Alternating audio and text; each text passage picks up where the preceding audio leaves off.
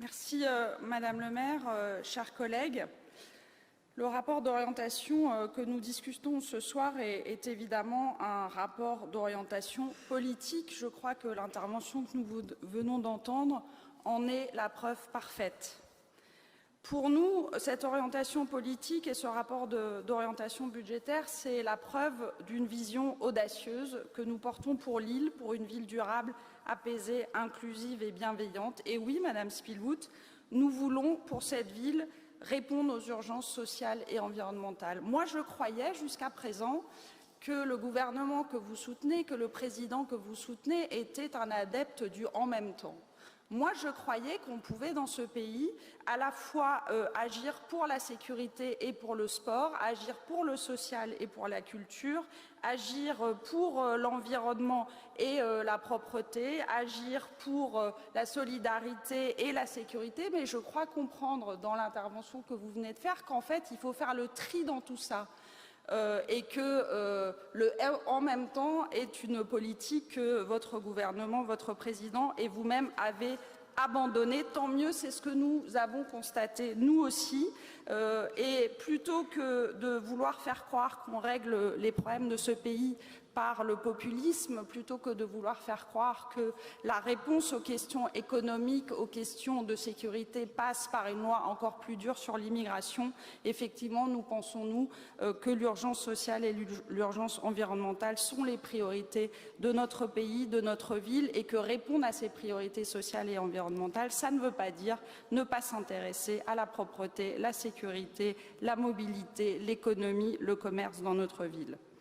Alors, c'est la raison pour laquelle, et ça ne sera pas une surprise ici, que évidemment notre groupe, au nom duquel je parle ce soir, et ensuite Valentin Martin, c'est la raison pour laquelle notre groupe adhère évidemment aux orientations que Marion Gauthier vient de tracer, et que je remercie au nom de tous mes collègues de la majorité municipale pour sa présentation claire et puis aussi pour tout le travail réalisé à la mise au point de ce rapport. Et puis je veux aussi remercier, si vous le permettez, Marion Gauthier en mon nom personnel pour la collaboration qu'il a été la nôtre ces 3 dernières années.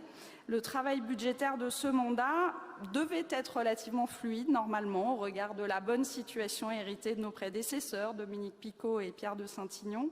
Et puis finalement, ce travail budgétaire, il s'est révélé bien plus complexe avec la crise sanitaire, puis la crise énergétique et financière issue de la guerre en Ukraine et enfin de la cyberattaque. Alors, en ces temps troublés, il est, je veux le dire, réconfortant de pouvoir se reposer sur des collègues de confiance. Et cela est particulièrement le cas entre nous, avec Marion et avec le maire, et je veux le souligner ici parce que c'est précieux. Le travail d'orientation budgétaire est donc, depuis 3 années, assez ardu.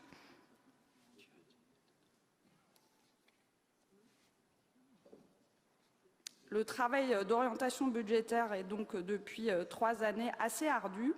Et 2024 n'échappe pas à la règle au vu du contexte économique et monétaire auquel nous faisons face au niveau international, local et national. La pandémie et la guerre en Ukraine ont eu et continuent à avoir, comme on le sait tous, un impact important sur le portefeuille des particuliers et des professionnels, dû principalement évidemment à la hausse des prix des produits alimentaires notamment et de l'énergie.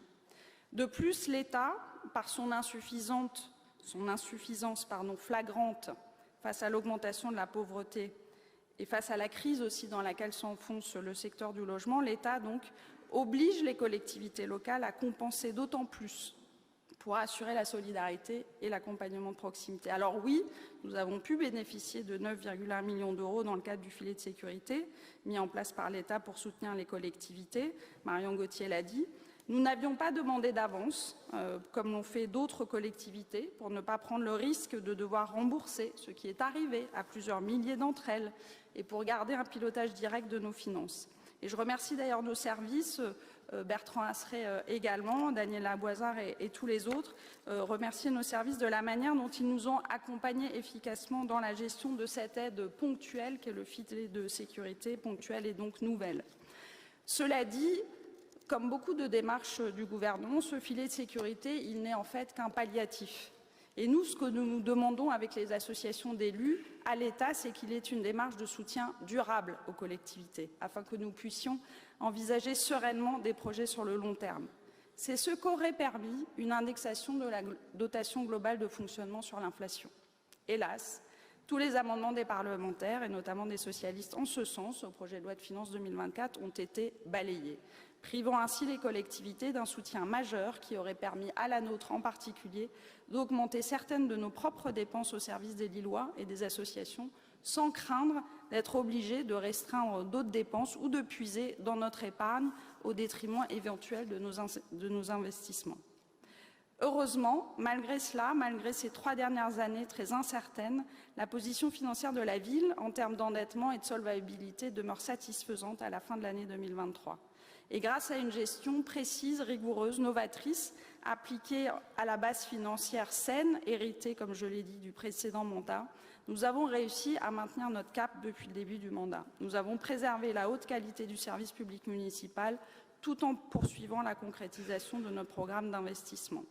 Cette orientation, Marion Gauthier l'a dit, sera maintenue pour l'année 2024 dans des conditions assez similaires à celles de l'année 2023, en espérant tout de même que nous connaîtrons aussi rapidement que possible une embellie peut-être nationale et internationale. Ce que nous maintenons pour 2024, car c'est vraiment primordial à nos yeux, c'est aussi la volonté de ne pas peser sur le pouvoir de vivre des Lillois et de préserver l'accessibilité de notre ville à toutes les catégories sociales grâce à des tarifs abordables, à des loyers encadrés et à des impôts fonciers stables. Ce n'est pas toujours le choix, on l'a vu, des autres villes qui augmentent les tarifs au niveau ou même au-delà de l'inflation et qui rehaussent les taux de la taxe foncière. Et puisque des élus municipaux proposent de baisser certains tarifs, je veux souligner que notre orientation budgétaire se veut juste, protectrice du présent et de l'avenir, mais pas démagogique. Aujourd'hui, la moitié des enfants lillois payent moins de 1 € à la cantine. 1 € à la cantine, c'est moins que dans beaucoup d'autres villes dont les habitants ne sont pourtant pas plus riches que les autres. Je peux le constater régulièrement dans les échanges que je peux avoir des maires et c'est ce que montre aussi évidemment un certain nombre de comparaisons entre nos villes. Je les ai ici, j'en profite. 50 centimes d'euros, c'est ce que paye un Lillois de la tranche au revenu le plus faible ou au quotient familial le plus bas, 50 centimes d'euros. La même famille, à Strasbourg, elle paierait 1,50 € pour sa cantine. À Paris, elle paierait 1,62 €. À Lyon, elle paierait 80 centimes. Voilà, donc 50 centimes et même 1 €, ce sont des tarifs qui sont bien plus bas que partout ailleurs, dans des villes qui sont parfois plus riches ou dans des villes qui sont parfois dirigées par des écologistes. Donc ici, on n'a pas attendu de pratiquer des tarifs abordables pour nos cantines. Ça fait des années qu'on le fait, ça fait même plusieurs mandats. Et je voudrais dire à ceux qui proposeraient de baisser ces tarifs que d'ailleurs vous étiez dans la majorité au moment de ces décisions. Peut-être même que certains d'entre vous étaient en responsabilité directe sur la question de la restauration scolaire. Donc, il est dommage finalement que vous préfériez tirer contre vous-même, je dirais, plutôt que, par pure démagogie probablement, plutôt que de reconnaître qu'avec ces tarifs-là, en fait, Lille est exemplaire et de vous en vanter avec nous auprès de tous ceux qui pratiquent des tarifs plus élevés pour des raisons qui leur appartiennent parce que chaque situation budgétaire est différente. Je ne veux pas donner de leçons aux autres villes, mais voilà, réjouissez-vous plutôt avec nous de ces tarifs. Dites à vos collègues comment on a pu en arriver là, plutôt que par démagogie, encore une fois, de proposer de baisser des tarifs pour lesquels, je dois le dire, et j'en ai parlé avec nos élus de quartier notamment, et avec Charlotte Brun et avec Karine Trottin, on n'a pas reçu de demande particulière, nous, de parents d'élèves qui nous demanderaient de baisser ces tarifs, parce que justement 50 centimes pour les uns,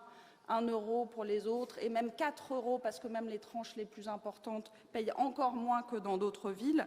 On n'a pas eu de demande. On n'a pas eu de demande parce que je pense que chacun mesure bien le coût que ça représente aussi. Le prix de revient, je le rappelle, d'un repas à la cantine, c'est 12 €, je crois. C'est peut-être même un peu plus maintenant. Voilà, le prix de revient total d'un repas. Et à ce prix-là, je crois qu'on peut dire que dans nos écoles, on sert de la qualité. On sert du bio, on sert du local, on y reviendra peut-être. Voilà. Et puis par ailleurs, baisser ces tarifs, c'est évidemment un manque à gagner. Hein. On a regardé ce que ça pourrait représenter si on met bout à bout une baisse de tarifs sur les cantines ou sur Le périscolaire, c'est 1 million d'euros. Donc 1 million d'euros, c'est bien de proposer qu'ils disparaissent des orientations budgétaires. Encore faut-il se demander par quoi on les remplace. Marion Gauthier vous propose ce soir une orientation budgétaire avec une épargne nette qui est quasiment à zéro. Vous savez qu'on ne peut pas présenter de budget en déséquilibre. Donc si on prend 1 million quelque part, il faut bien le retrouver ailleurs. Alors où ?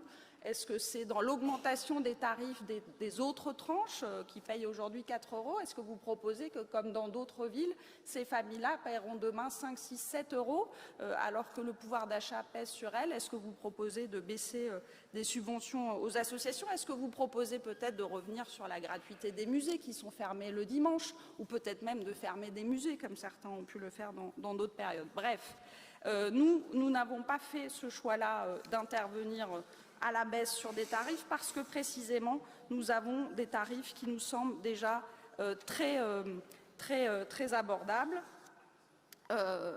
Très abordables, je l'ai dit, par rapport à d'autres collectivités et puis par rapport aussi à l'offre privée. J'aurais pu parler du stationnement. Là aussi, on aura tout à l'heure sans doute un débat sur les tarifs.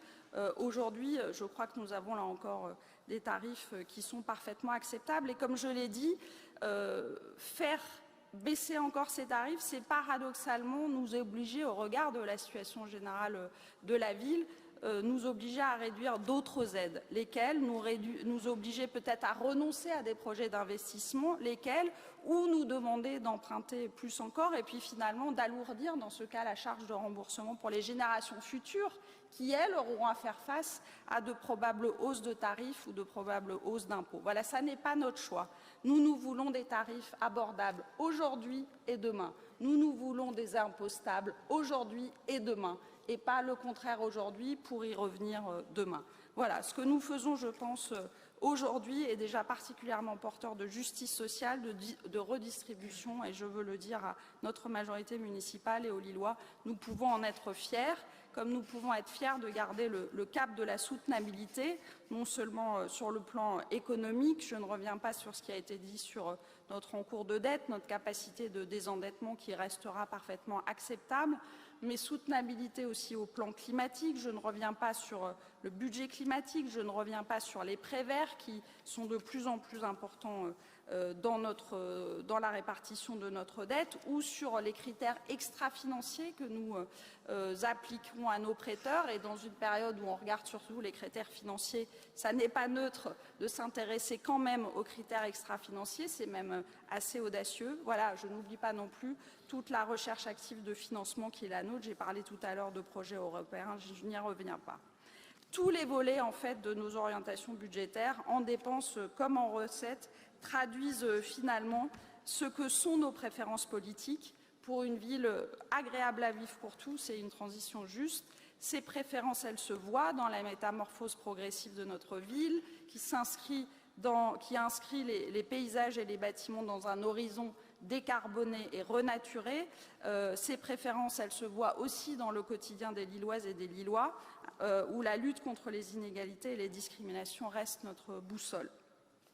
Je ne sais pas s'il faut redire ici ce soir, compte tenu de l'ensemble des sujets qui nous attendent encore, qu'il faut redire aussi, alors que nous concluons notre séquence de mi-mandat, que nous avons, grâce à ces orientations budgétaires de l'année qui se clôt, mais aussi des années passées depuis 2020, créé ou aménagé 37 espaces verts, qu'il faut redire que nous avons planté plus d'arbres déjà que notre objectif, que nous avons aménagé un certain nombre de rues, de places, que oui, nous consacrons de l'argent à la propreté, au moins 10 millions d'euros pour la propreté, l'entretien de nos rues et de nos trottoirs. Faut-il reparler aussi de notre contrat d'éclairage public? Aujourd'hui, un tiers de notre éclairage est passé en LED. Faut-il revenir sur la question de l'énergie? J'en ai parlé avec nos installations solaires. Faut-il redire que ce sont au moins 78 millions d'euros qui sont investis sur le mandat sur des rénovations lourdes, d'isolation thermique, phonique, de panneaux solaires, d'intervention sur le chauffage, sur la ventilation? Marion Gauthier l'a dit, ce sont ces projets-là qui nous permettent aussi non seulement de faire face à l'urgence climatique, mais qui nous permettent aussi d'obtenir des prêts intéressants. On l'a encore vu lors de la dernière consultation bancaire avec des taux fixes que beaucoup nous envient. C'est grâce à ces projets-là, grâce à une stratégie volontariste. Toutes ces actions, en fait, portent finalement la marque d'un engagement collectif, celui de 43 hommes et femmes de notre majorité municipale, socialistes, communistes, radicaux, citoyens, écologistes, humanistes, voilà, toutes et tous pleinement investis dans l'exécution de notre programme municipal au service des Lilloises et des Lillois. Et ces actions portent aussi la marque de nos agents, dont nous connaissons bien le profond sens du service public et que nous avons pu mesurer encore ce sens du service public concrètement lors des crises successives que nous avons malheureusement eu à affronter. La crise sociale, l'accueil des réfugiés, les événements climatiques extrêmes, les catastrophes naturelles près de chez nous ou plus loin, la cyberattaque. À chaque fois, et je veux le souligner ici, nos agents sont là. Ils sont dans la proximité, ils sont là avec leur cœur, avec leur cerveau, avec leurs bras, avec leur générosité, pour accompagner du mieux possible les Lillois et leur rendre un service public de qualité, avec des masques et sans ordinateur quand il le faut. Et pour cela, pour la patience de nos agents face à notre propre impatience, et je pourrais même dire exigence parfois, pour tout cela, nous les remercions tous les jours. Mais au-delà des remerciements, nous avons tenu, dans nos orientations budgétaires, à rendre possible un geste concret pour notre personnel, parce que l'inflation les touche aussi, parce qu'ils ne sont pas épargnés par la baisse du pouvoir d'achat et des accidents de la vie. Nous avons donc voulu aller au-delà de la nécessaire revalorisation du point d'indice, et dès que les modalités d'application en ont été connues, nous avons acté, cela a été dit, on y reviendra, l'octroi d'une prime exceptionnelle de pouvoir d'achat. Je veux le souligner, ce principe de la prime a été rendu possible par l'État, mais ce sont bien, je le redis, les collectivités qui décident de la prime et qui la payent. Je le dis parce que si la ville de Lille a sans hésiter choisi de verser cette prime dans sa version maximaliste, ce n'est pas le cas de toutes les collectivités. Certaines ne la versent pas du tout, y compris pas très loin d'ici. D'autres la versent différemment, moins. À Lille, à LM et à l'Homme, ce sont tous les agents éligibles, soit 87% de nos agents sur poste permanent, soit 3 800 agents qui touchent moins de 39 000 € brut annuels. Ce sont donc 87%, 3 800 agents qui toucheront cette prime de pouvoir d'achat exceptionnelle dès le mois de janvier et sans attendre le mois de juin comme cela aura été possible. C'est là un premier effort financier d'environ 3 millions d'euros que nous avons intégré dans nos choix budgétaires et que nous avions évidemment anticipé depuis plusieurs mois. Nous avons aussi intégré un deuxième effort, pérenne celui-là, parce que le pouvoir d'achat, c'est dans la durée qu'il doit être soutenu et pas seulement ponctuellement. Aussi, le régime indemnitaire des 3 800 agents éligibles à la prime sera majoré de manière permanente de 400 € brut annuels. Et cette mesure entrera en vigueur dès le mois de février et elle représentera un engagement supplémentaire, là aussi d'environ 2 millions d'euros, qui lui sera reconduit chaque année, qui sera budgété comme tel et nous l'intégrons évidemment aussi dans ces orientations budgétaires. Nous affirmons ainsi non seulement notre attachement au service public, le patrimoine de ceux qui n'en ont pas, mais aussi notre attachement aux hommes et aux femmes qui l'incarnent quotidiennement, dans notre hôtel de ville, nos mairies de quartier, nos écoles, nos cantines, nos musées, nos piscines, nos salles de sport, notre CCAS, etc. En synthèse et pour conclure, nous proposons avec la majorité municipale de nous orienter vers un budget 2024 qui se situe évidemment dans la continuité de cette première partie de mandat qui s'achève. Un budget serré mais ambitieux. Ambitieux parce que d'un haut niveau d'investissement, mais serré parce qu'avec une épargne nette proche de zéro.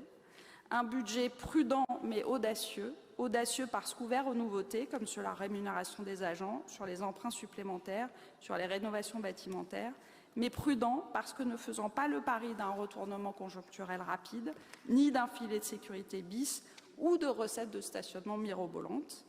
Un budget solidaire et durable, durable parce que mis au service de la décarbonation et de la renaturation inscrite dans le plan climat, solidaire parce que donnant toujours la priorité à l'éducation et à la cohésion sociale via l'accompagnement des personnes, le sport et la culture. Et enfin, un budget construit en commun et en confiance avec nos agents et tous les élus engagés autour du maire, et en commun avec les Lillois grâce au budget d'investissement participatif et aux échanges dans les conseils de quartier, notamment autour du budget climatique. Pour cette deuxième partie du mandat qui s'ouvrira avec le budget 2024, nous continuerons de faire face aux incertitudes et aux tensions éventuelles pour respecter les engagements pris devant les Lillois, 87% sont déjà réalisés ou lancés, et bâtir avec eux une ville avec des services et des équipements accessibles à tous, un cadre de vie paisible et agréable dans tous les quartiers, et je leur ajoute un sens assumé du partage et de la fête. Notre dévouement envers cette ville et ses habitants est intact. Vous le portez avec force, Madame le maire, et toute l'équipe municipale qui vous entoure aussi. Les Lillois ont pu le mesurer lors des rencontres collectives de mi-mandat, comme ils le constatent au jour le jour, dans leur contact direct avec les élus de terrain que nous sommes toutes et tous.